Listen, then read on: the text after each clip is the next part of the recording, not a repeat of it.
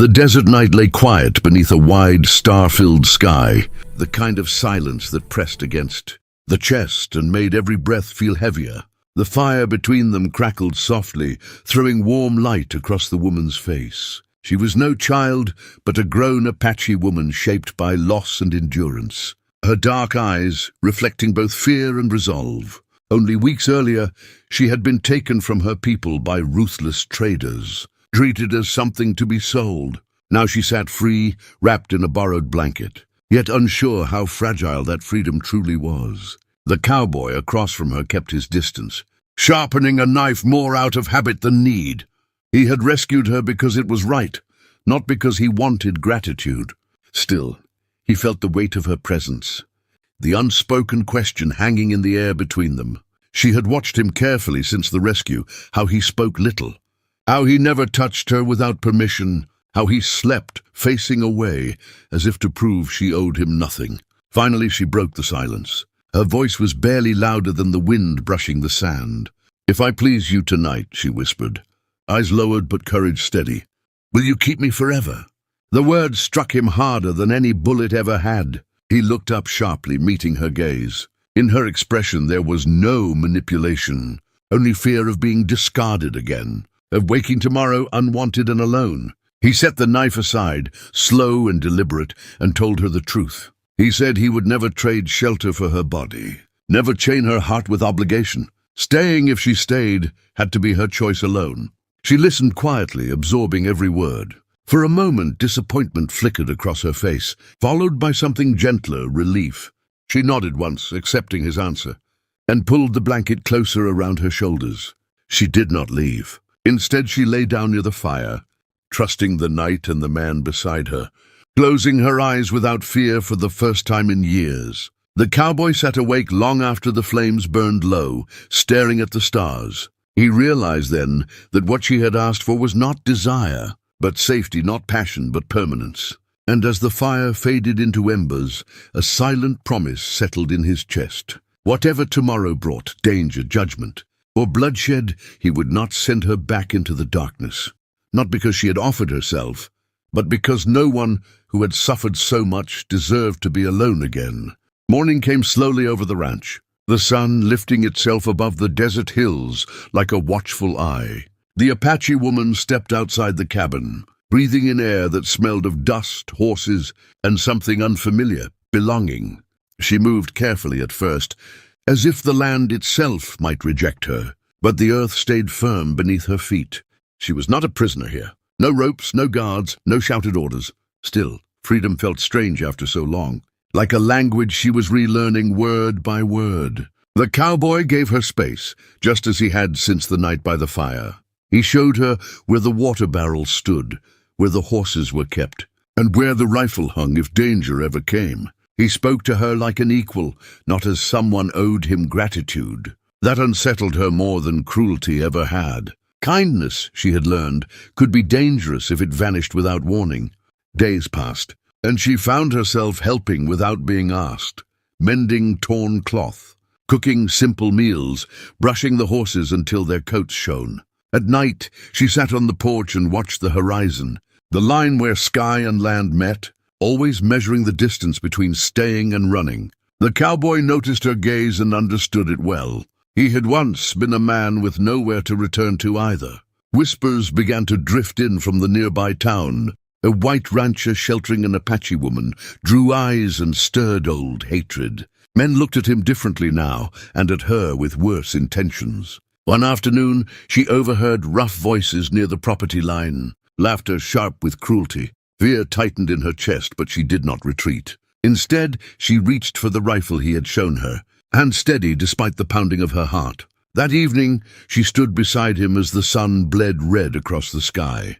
She told him she did not want to be hidden or protected like a fragile thing. She wanted to stand, to fight if needed, to choose this place rather than be kept in it. Her words surprised even herself. They were not spoken from desperation, but from a growing sense of worth. The cowboy studied her for a long moment. He saw not a burden, not a rescued soul clinging to safety, but a woman claiming her right to stay. In that moment, the ranch became something more than land and timber. It became a shared risk, a fragile promise forged in quiet courage, and the understanding that whatever storms gathered beyond the hills, they would not face them alone. The attack came just before dawn. When the world was caught between darkness and light, the Apache woman woke to the distant thunder of hooves, her instincts screaming before her mind fully understood. She was on her feet in an instant, grabbing the rifle from its place on the wall. Outside, shadows moved fast against the pale sky, men riding hard with hate written into their purpose. There would be no warning shots, no words exchanged. This was the kind of violence that came to erase, not to threaten. The cowboy burst from the cabin with his revolver drawn, and for a brief second their eyes met. No orders were needed. They took their positions as if they had trained together for years. The first shot cracked through the stillness, followed by shouting and the scream of a frightened horse. Dust rose, smoke burned the air, and the ranch became a battlefield. She fired with calm precision, every movement driven by memory and survival. This land was not her birthplace, but it had become her shelter, and she would not see it taken. A rider fell, then another pulled back cursing.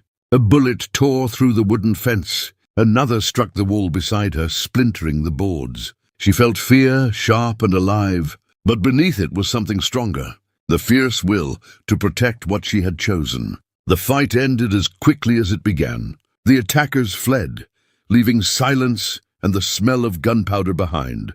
As the echoes faded, pain suddenly bloomed in her side. She looked down, seeing blood darken her shirt, the strength draining from her limbs. The rifle slipped from her grasp as the world tilted. The cowboy caught her before she hit the ground, his voice rough with panic as he carried her inside. He pressed cloth against the wound, hands shaking despite his experience. All the things he had never said pressed hard against his chest as he sat by her.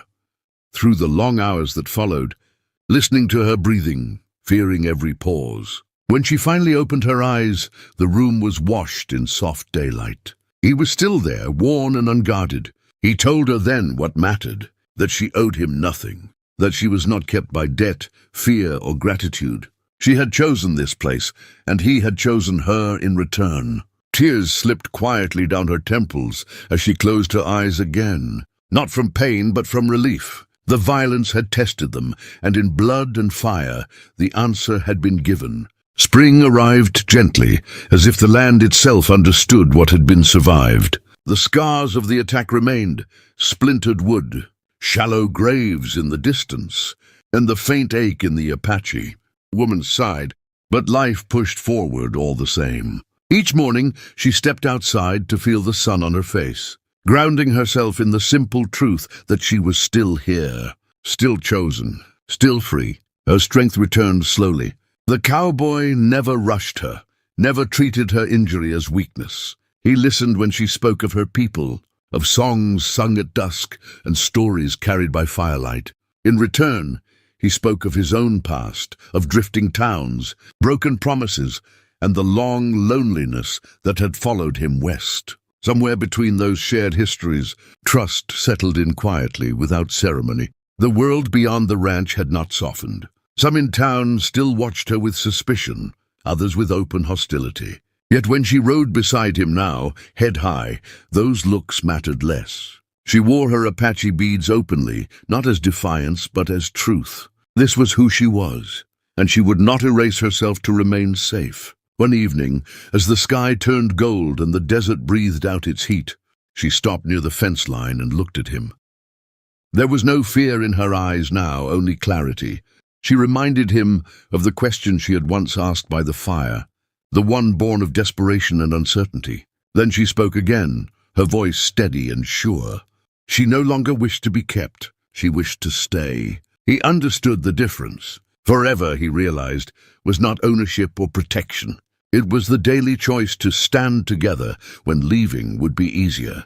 He told her he could not promise a life without danger, without loss, or without hardship. But he could promise honesty, respect, and a place where she would never have to bargain for her worth. She reached for his hand, not as someone seeking shelter, but as an equal choosing a path. In that simple gesture, the past loosened its grip. The ranch was no longer just a refuge born of chance, but a home built by intention. As night fell and stars returned to the sky, the desert held their silence. No vows were spoken, no witnesses called. Yet something enduring had been decided. Forever was no longer a question whispered in fear, but a shared road stretching ahead, chosen freely by two souls who had already fought to earn it.